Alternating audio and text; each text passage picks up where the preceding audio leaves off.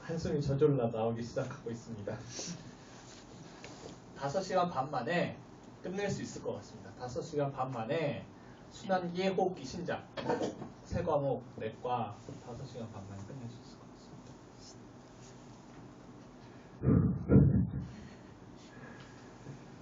자, 강의는 5시간 반이지만 저 이거 준비하려고 몇 주 한 겁니다. 또 선생님 있어 또. 감사합니다.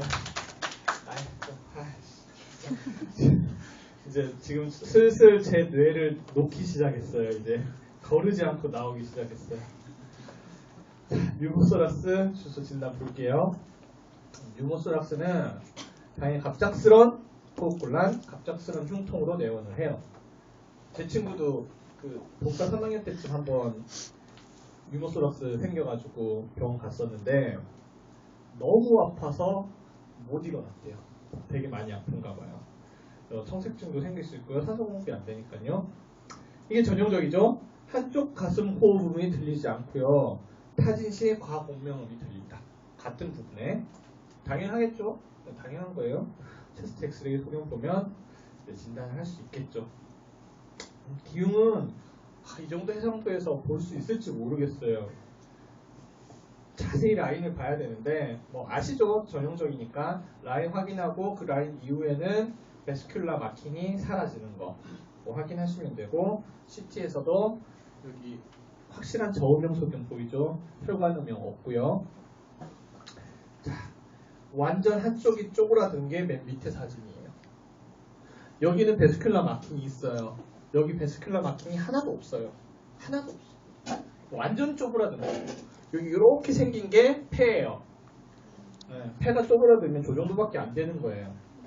쪼그라들어서 아예 한쪽이 다 기흉이 된 거예요. 이거는 긴장성 기흉이에요. 압력이 계속 높아지는 거예요. 확실한 데비에이션 보이죠? 이쪽이랑 이쪽 비교해보면 확실한 데비에이션 있잖아요. 그리고 이쪽은 베스큘라 마킹 완전 소실됐고 이거는 흑기시와 호기시 이렇게 나누는 게 저게 그 기흉이 의외로 그 딱 라인이 잘 안 보여요. 되게 얇아서 잘 안 보여요. 특히 뼈랑 겹치게 되면 그 갈비뼈랑 겹치게 되면 잘 안 보여요. 그럴 때는 호기시 사진 보통 체스트 엑스레이 찍을 때 어떻게 해요? 숨 들이쉬세요 하고 찍잖아요. 근데 호기시 사진을 한번 찍어보래요. 그러면 위치가 변경이 돼서 더 잘 보인대요. 왜냐하면 갈비뼈와 겹치는 부분이 아닌 데로 내려갈 수 있으니까. 그래서 이거는 흑기시 때 잘 안 보이면 임상적으로는 기흉 같은데 엑스레이 사진 사용해서 잘 안 보인다. 그러면 호기시 사진을 찍어보라고 영상의학과 책에 있고요. 기출문제는 그런 거 없어요. 그리고 밑에 것도 그냥 앙화의 기흉 누워서 찍은 거예요. 누워서 찍으니까 밑으로 내려갔어요. 밑으로. 여기까지는 알 필요 없고요. 치료는 아까 얘기했죠. 치료는 유모소락스 치료는 체스트튜브 인서션이에요. 체스트튜브 인서션. 그렇게 쓰면 80~90% 맞아요. 근데 왜냐하면 유모소락스가 좀 복잡해요. 원발성 자연 기흉 치료가 따로 있고요. 세컨더리 스폰테이니어스 유모소락스 치료가 따로 있고요. 외상성 기흉 치료가 따로 있고 텐션 유모소락스 치료가 다 따로 있어요. 근데 중심 줄기는 체스트 튜브 인서션이에요. 체스트 튜브 인서션. 그거는 80~90%고 이제 예외적인 것만 확인을 해볼게요. 예외적인 거는 무증상이고 증상이 없고 한쪽 흉곽 내에 20% 이하만 침범을 했을 때는 어차피 공기라는 거 흡수가 되기 때문에 옵저베이션 그리고 산소 공급만 해도 된대요. 소라센테시스 원발성 자연기흉에는 소라센테시스도 할 수 있어요. 근데 세컨더리 스폰테이니어스 유모소락스에서는 소라센테시스는 별 효과 없다라고 기술되어 있어요. 그래서 원발성 자연기흉은 소라센테시스를 할 수 있는데 기출문제 보니까 소라센테시스가 답인 경우는 없었어요. 없었고 특별한 인디케이션도 두 개 나눠져 있지 않더라고요. 그러니까 그냥 기흉 보면 체스트 튜브 인서션이라고 답을 생각하시면 될 것 같고요. 근데 체스트 튜브 인서션 말고 오픈 소라코토미, 블랙이라는 건 이 페리페럴 쪽에 공기 주머니가 생긴 거예요. 어쨌든 그것 때문에 기흉이 생기는 거니까 수술을 통해서 그걸 없애는 건 언제 하느냐? 웬만하면 안 해요. 너무 큰 수술이잖아요. 그러니까 3회 이상 재발, 너무 많이 재발한다. 3일 이상 치료해도 다시 리익스펜션이 안 된다. 양쪽이 다 침범했다. 그리고 압력 변화가 많은 직업 종사자, 뭐 등산가나 잠수부나 파일럿 같은 경우에는 오픈 소라코토미, 오토미 잘라내는 거죠. 이 시전 가슴을 여는 거예요. 이런 경우만 가슴을 열고요. 그러니까 웬만하면 체스트 튜브 인서션을 끝내요. 웬만하면 체스트. 그리고 또 재발했다. 그러면 이제 붙여주는 거죠. 케미칼 플레우로테시스를 하는데요. 시원하게 까세요. 괜찮아요. 원발성 자연 기흉 때는 재발하는 경우만 케미칼 플레우로테시스를 해요. 초발 때는 안 해요. 근데 세컨더리 스폰테이니스 뉴머소락스는 바로 플레우로테시스를 해요. 그게 차이가 있고요.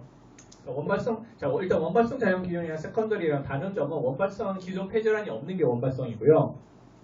세컨더리는 뭐 COPD나 엠피세마 이런 기존 폐질환이 있는 게 세컨더리예요.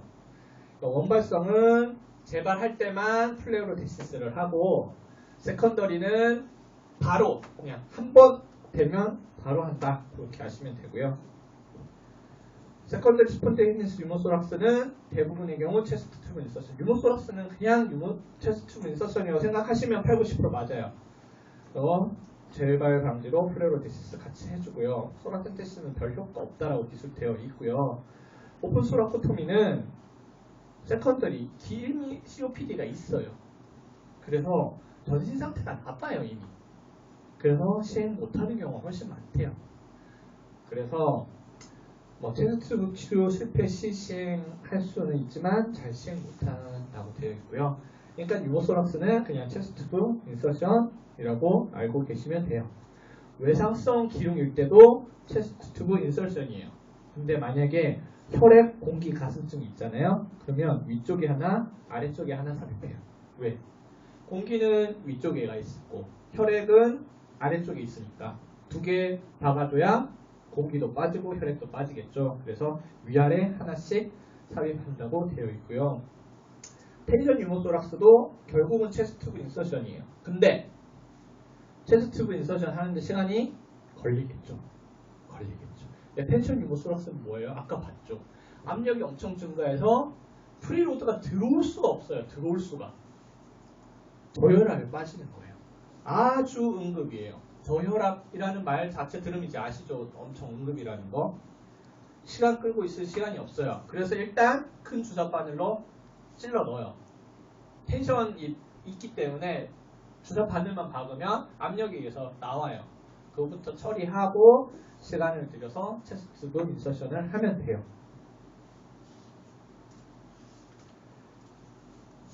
옵스트럭티브 디지즈 따로 분류를 했어요.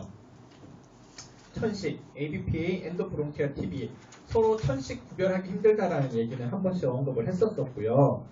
COPD랑 브론키엑타시스, COPD야 비가역성을 증명을 하면 되고 브론키엑타시스는 전형적인 가래랑 HRCT 소견으로 구별을 할 수 있겠죠.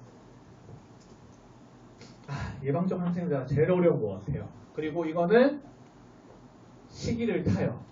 점점 없어져요. 언제 푸느냐에 따라 달라져요. 그리고 책마다 다를 수 있고요. 참 문제가 많은 부분인 것 같아요. 네, 방향성을 알아두셔도 좀 판단하는 게 쉽지 않을까 싶어요. 웬만하면 안 한다. 천식, 급성 악화의 가장 흔한 원인이 감염이에요. 아니에요, 근데. COPD, 급성 악화의 가장 흔한 원인이 감염이에요. ARDS를 일으킬 수 있는 원인 중에도 감염이 있어요. 아니에요, 다 아니에요. 일방적 항생제 아니에요. 브론키엑타시스도 아니에요. 급성 악화가 드문 환자는 그냥 악화 시에만 해요. 근데 만성적 화농성 객장이 있을 때는 항생제를 장기간 사용한다고 되어 있어요. 나눠져 있어요. 헤디스는 이렇게.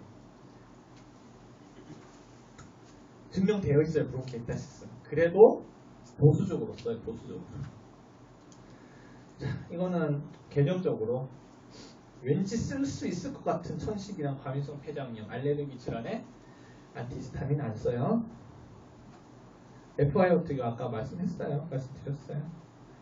자, 호흡이 끝났습니다. 이제 신장만 끝나면 오늘 하루 동안 내과 세과목이면 한 7, 8분의 1은 되지 않을까요?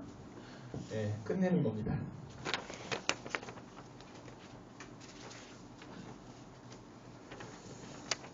어디 갔어?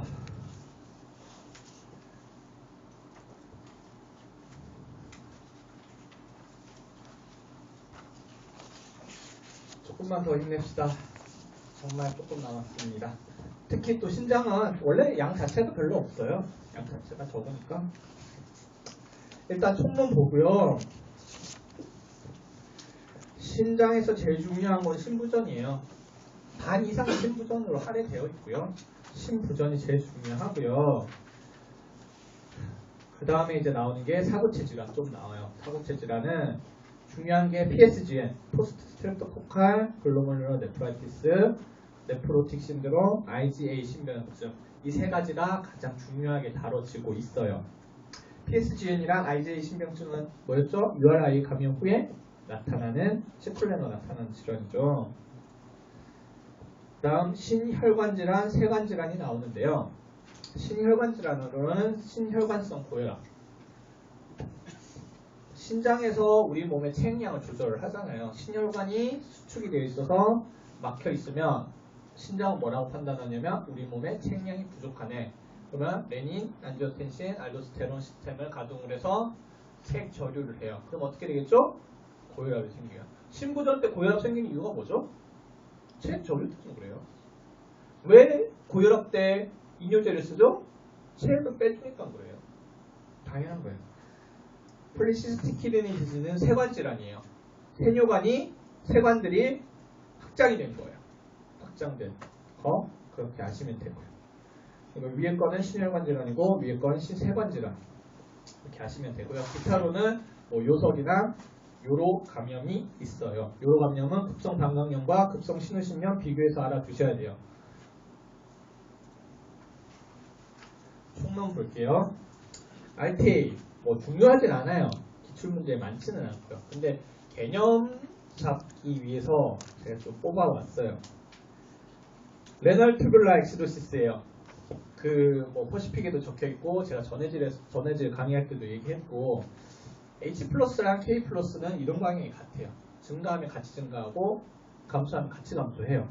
왜냐하면 K 플러스가 그 전해질 강의 들어보시면 아는데 그 세포 안에서 왔다 갔다 하는 것 때문에 그래요. 들어보시고 타입 1 RTA는 타입 1이랑 타입 2 RTA는 반대예요. 예외예요. 결과가 H 플러스가 증가하고 K 플러스가 떨어져요. 그 같은 방향에 이동할 수 있는 게 그 세포 안바퀴 이동 때문에 그런데 이건 신장에 작용하기 때문에 그래요. 그렇게 아시면 돼요. 자, 타입 1은 디스탈 튜뷸에서 H 플러스 시크리션에 이상이 생긴 거고요. 그래서 결과는 H 플러스 증가, K 플러스 감소예요. 예외예요. 타입 2도 프록시멀 튜뷸에서 HCO3 마이너스 제우스 이상이 생긴 건데 이것도 반대예요. 근데 타입 4는 같은 방향이에요. 전해질 강의에 있는데 알도스테론 역할이 뭐냐면 소듐 끌어당기고 나머지 양이온은 전기의 힘에 의해서 튕겨나가요. 병태생리라 그래요. 소듐 끌어당기고 전기적 힘에 의해서 양이온이 튕겨나가는 거예요. 그래서 다른 모든 소듐을 제외한 모든 양이온은 이동 방향이 같을 수밖에 없어요. 그건 어쩔 수가 없어요. 그래서 H 플러스 K 플러스 둘 다 증가해요. 산염기 대사장애. 이건 문제 풀기 쉬워요. 수치만 알고 계시면 돼. pH 10.4, PaCO2 40, HCO3-24. 이 수치만 알고 계시고요. 추가적으로 아나이온 갭이 소듐에서 HCO3-랑 Cl-를 빼준다. 정상치는 8에서 16이다.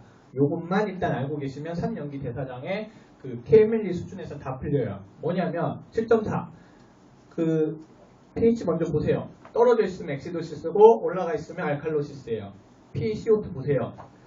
그 PaCO2가 떨어져 있으면 알칼로시스고 증가 있으면 엑시도시스예요. HCO3 마이너스 24보다 증가 있으면 알칼로시스고 24보다 감소 있으면 엑시도시스예요. PaCO2는 호흡성이고 HCO3 마이너스는 대사성이에요. 자, 그러면 방향 다 나왔죠. pH랑 방향이 같은 거 산성이면 그게 원인이에요. 호흡성 PaCO2가 만약 산성이고 PaCO2가 증가했으면 호흡성이 원인이에요. 보시면 HCO3 마이너스도 증가되어 있어요. 왜? 보상하기 위해서. 한마디로 아까 산염기 수치로 했잖아요. 쓰세요. 산염기 같은 거는 그게 원인이고 반대 방향은 보상성이에요. 되게 쉬워요. 풀기도 엄청 쉬워요. 아나이온 갭은 소듐에서 이걸 빼주는 거고요. 아나이온 갭이 이제 증가한 대상성 상증이 있고 아나이온 갭이 정상인 대상성 상증이 있는 거예요. 아나이온 갭이 증가한 대상성 상증은 대사성 산증은 락틱 엑시도시스나 케토 엑시도시스처럼 뭐가 생긴 거예요. 검출되지 않는 다른 것들이 생겨서 아나이온 갭이 증가한 거예요. 그렇게 하시면 되고요. 그래서 문제 되게 많이 나와요. 문제 많이 나오는데 풀기는 정말 쉬워요. 단 KMLE 수준상에서 이거 원래 아니에요. 왜냐하면 그게 있어요. 혼합이 대사성 알칼리증이랑 호흡성 산증이 혼합될 수도 있고 원래는 그래요. 그거는 어떻게 해야 되냐면 대사성 산증일 때 호흡성으로 얼마나 보상되는지 예측 수치가 있어요. 그 계산해서 그거보다 많이 돼 있으면은 플러스 혼합돼 있는 거예요. 그걸 계산을 해야 되는데 계산식 외우기도 힘들고 그리고 뭐 퍼시픽에도 혼합성은 안 나온다 되어 있으니까 그냥 다 틀리면 같이 틀리죠. 그냥. 네. 복잡해요. 그것까지 하면 되게 복잡해요. 방향 딱딱딱 쓰고 같은 방향이면 그게 원인이고 반대 방향이면 보상이다. 그렇게 하시면 다 풀려요. 그 캐퍼시픽에도 10명 문제 있어요. 요것만 하시면 돼요. 쫙 다 풀려요. 산염기 대사정의 치료는 어떻게 하느냐? 대사성 산증은 치료 웬만하면 안 해요. 왜냐하면 신장이 정상이면 중탄산 이온은 재생이 돼요. 알아서 우리 몸에서 보상으로 HCO3-를 신장에서 재흡수도 하고 재생이 된대요.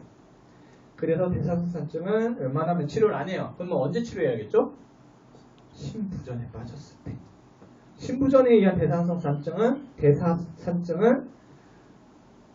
안 되잖아요. 신장이 보상을 못 하잖아요.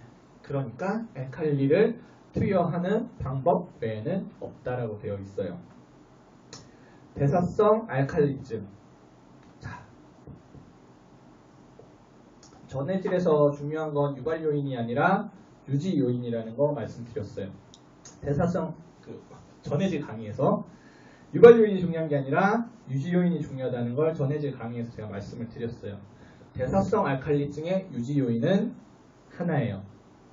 HCO3- 재흡수. 대사성 알칼리증이 어떤 이유에 있어서 생겨도 회복이 돼요. 근데 우리 몸에 유효순환 혈액량이 부족해지면 우리 몸은 아까 얘기했죠? 브레인의 산소 공급, BP 유지, 유효순환 혈액량 유지가 최고예요. 최고. 다른 어떤 이유보다. 우리 몸이 알칼리증을 망가져도 HCO3를 재흡수하면서 아시죠? 물만 재흡수 못해요. 솔루트를 재흡수를 해야 물이 끌려와요. 그래서 유효순환 혈액량이 부족하면 우리 몸은 어떤 짓을 하느냐? HCO3-를 재흡수를 해서 물이 딸려 들어와요. 대사성 알칼리증 어떤 유발 요인이 있어도 회복돼요. 근데 유효순환 혈액량이 부족해지면 그때는 회복 안 돼요. 왜? HCO3-를 재흡수하니까. 점점 더 심해지면 심해져요. 그래서 대사성 알칼리증 보시면 셀라인 전 자꾸 센시티브로 생각을 하고 있는데 리액티브랑 셀라인에 반응하냐 반응하지 않느냐로 구별되어 있을 거예요. 병태생리가 그래서 그래요. 병태생리가.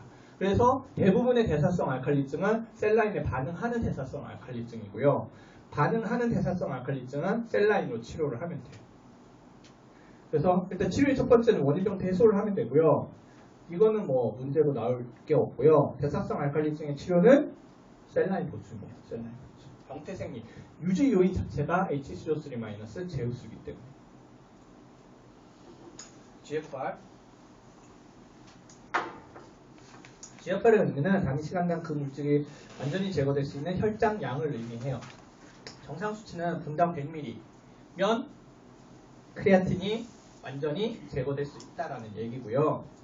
그래서 공식은 쉬워요. 자, 이렇게 외우는 것보다 PCR 곱하기 CCR은 UCR 곱하기 볼륨 이렇게 외우시는 게 더 개념적으로 이해하기 편해요. 무슨 말이냐면 플라즈마에 있는 크레아틴 농도 곱하기 신장으로 나간 양은 신장의 소변의 크레아틴 농도 곱하기 소변 볼륨 하면 같아야겠죠. 왜? 나간 만큼 검출이 되는 거니까. 그래서 PCR 곱하기 CCR은 UCR 곱하기 볼륨이에요. 이해하시면 그게 외우기가 더 쉬워요. 이건 이제 GFR을 바로 계산하기 위한 건데 개념적으로는 PCR 곱하기 CCR은 UCR 곱하기 볼륨이에요. 단백뇨 수치는 하루에 150mg 이하로 검출이 되어야 정상이고요. 마이크로 알부미누리아의 기준은 30에서 300ml예요. 네프로틱 신드롬은 책마다 좀 다르더라고요. 3.5로 적혀 있는 데도 있고 4.5로 적혀 있는 데도 있어요. 대충 뭐 그 정도로 아시면 돼요. 그게 넘어가면 네프로틱 신드롬이에요. 왜 이건 따로 되어 있느냐? 네프로틱 신드롬 같은 경우에는 단백질이 나가요. 그러면서 여러 가지 시컬레를 만들어내요. 단백질이 나가면서 뭐 필요한 그 항혈전 단백질이 사라지는 것 때문에 스롬볼라이시스가 아니죠. 스롬보시스를 일으키는 확률이 높아지고요. 그리고 간에서 보상적으로 그 리포프로테인을 막 만들어내요. 단백질이 없으니까. 그러면서 고콜레스테롤 혈중도 만들어내고요. 네프로틱 신드롬이 되면 시컬레로 일어나는 증상들이 많아져요. 그래서 단백뇨에서 특별히 따로 네프로틱 신드롬이라고 해놓고 수치를 따로 정해놓은 거예요. 아시겠죠? 혈뇨의 기준은 3개 이상 발견되면 그렇고 파이유리아는 WBC가 달라요. 5개, 10개 보시면 되고요. 단백뇨 워크업을 볼게요. 일단 다 딥스틱으로 시작을 하잖아요. 딥스틱으로 발견이 되면 앞에 말씀드렸던 이 범위 중에 어디에 속하는지를 보는 거예요. 그래서 24시간 소변 단백 정량 검사 이 기준 다 퍼데이에 퍼데이 하루에 얼마나 검출되느냐 그래서 어느 기준에 속하는지를 보기 위해서 24시간 소변 단백 정량 검사를 해요. 그 다음에 이 단백질이 성분이 뭐냐 알부민이냐 아니면 뭐 다른 거냐 알기 위해서 소변 단백 정기 연동을 해요. 이 순서대로 단백뇨 워크업을 한다는 거 알아두시면 돼요. 혈뇨 볼게요. 일단 혈뇨의 워크업은 시작은 그거예요.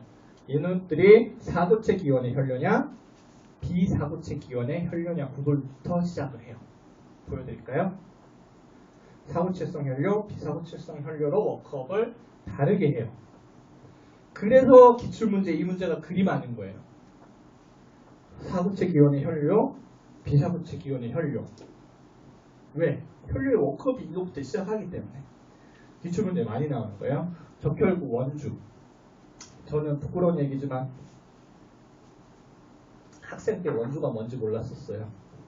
그냥 길쭉하게 생긴 원주처럼 생겼다는 건 아는데 어떻게 만들어지는 거고 도대체 적혈구 원주도 있고 백혈구 원주도 있고 무슨 원주 나오는데 이게 도대체 뭔지는 몰랐어요. 그냥 신장기원 원주 이렇게 외웠는데요. 원주가 뭐냐 하면은 세뇨관 있잖아요. 세뇨관에 물질들이 쌓여서 만들어지는 거예요. RBC가 포함되면 RBC 원주고요. WBC가 포함되면 WBC 원주예요. 왜 원주 모양이 생겼어요? 관이잖아요.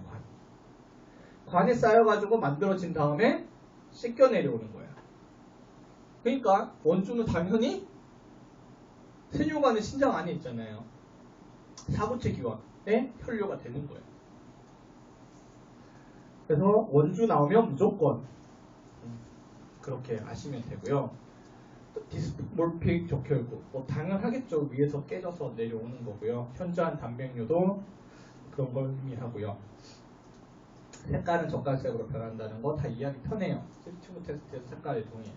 좀 이해하기 힘든 게 혈액 응고가 네거티브다. 오히려 아래쪽에서 생긴 비사구체 기원에서 생긴 그 혈뇨가 혈액 응고가 있어요. 왜 그러냐 하면 그냥 개념적으로 생각하면 말이 안 되긴 한데 개념적으로 생각하면 더 오래 전에 생긴 게 내려오는 게 사구체 기원 있잖아요. 그럼 그쪽이 혈액 응고가 더 있어야 되는데 개념 잡기가 쉬워요. 근데 왜 그러냐면 키드니에서 뉴로카이네이즈를 분비하기 때문에 키드니 기원에 혈뇨는 혈액 응고가 없어요. 그래서 3튜브 테스트에서도 색깔이 이렇게 쫙 젓갈색으로 동일하게 나올 수 있고요. 딥스틱 테스트 위양성도 알아두셔야 돼요. 시험 문제 많이 나와요. 헤모글로빈 유리아랑 마이오글로빈 유리아. 외우면 외우지만 저는 좀 개념적으로 헷갈리더라고요. 혹시 적혈구나 헤모글로빈이나 같은 거 아니냐 라는 개념을 잡고 있었는데요. 네, 개념 잡기 위해서 쓸데없는 내용이긴 하지만 찾아왔습니다. 적혈구 하나에 헤모글로빈이 1억 5천만 개가 있대요. 2억 5천만 개. 같다고 보기에 너무나 다른 존재예요. 같다고 보기에.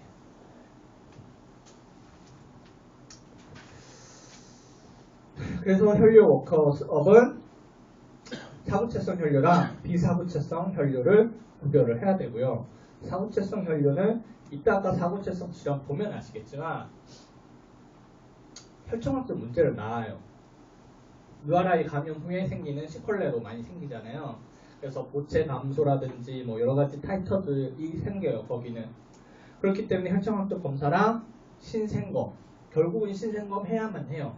그래서 사구체성 혈뇨는 이 방법밖에 없고요. 문제는 이제 비사구체성 혈뇨를 어떻게 워크업 하느냐가 좀 더 복잡해요. 일단 파이유리아랑 녹류죠. 녹류, WBC 5개 이상, 유린 컬처로 요로감염 배제를 일단 먼저 하고요. 일렉트로포레시스랑 사이톨로지, 칼슘 유릭 엑시드 검사를 먼저 해요. 왜냐 이런 거는 간단하니까 인베이시브 하지도 않고 먼저 해요. 근데 시험 문제는 그 밑에 게 나오더라고요. 그 다음에 울트라소노그래피랑 IVP를 해줘요. 인트라비너스 파이엘로그래피죠. 이 두 개를 통해서 어디에 구조적으로 이상이 있는지 확인을 해주고요. 여기서 이상이 없으면 그때 시스토스코피, 혹시 방광암이라든지 방광에 어떤 문제가 있는지 확인을 해요. 왜 USG랑 IVP 먼저 하겠어요? 위에는 덜 인베이시브해요. 시스토스코피 되게 인베이시브해요. 물론 뚫린 구멍에 넣는 거긴 하지만 그래도 환자도 되게 많이 아파하고 쉬운 검사법은 아니에요. 그러니까 울트라소노그래피랑 IVP 먼저 해주고 그 다음에 시토스코피를 한다. 그렇게 알아두시면 돼요. 자, 비유엔 크레아틴 비율. 뒤에 그 급성 신부전 때 또 나오기는 해요. 비유엔 크레아틴이 증가하는 경우를 아셔야 되는데요. 일단 첫 번째는 유효순환 혈액량 감소했을 때예요. 크레아티닌은 한 번 나오면 재흡수 절대 안 돼요. 그래서 크레아틴 클리어런스가 곧 GFR이 되는 거예요. 재흡수가 되는 물질은 당연히 그 GFR 측정을 할 수가 없겠죠. 당연히 나와서 이제 나온 다음에 들어가고 나오고 이래버리는데 그러면은 변수가 생겨버리잖아요. 크레아티닌은 절대 재흡수가 안 돼요. 근데 비유에는 유효순환 혈액량 부족하면 얘네들이 비유에는 원래 그 요독성 물질이잖아요. 다 필요 없어요. 우리 몸에 유효순환 혈액량 부족하면 아무 다른 이유 없어요. 알칼리증이 생기든 요독 증상이 생기든 다 필요 없어요. 일단 그것부터 회복하고 봐요. 우리 몸은. 그래서 비유에는 재흡수예요. 그래서 유효순환 혈액량이 빠졌을 때는 크레아틴 BUN 비율이 증가해요. 또 한 가지 더 요소 생산이 증가를 하면 그러면 당연히 BUN 비율이 더 증가를 하겠죠. 요소 생산이 증가하는 경우는 단백질 성분이니까 단백을 많이 섭취했거나 위장관 출혈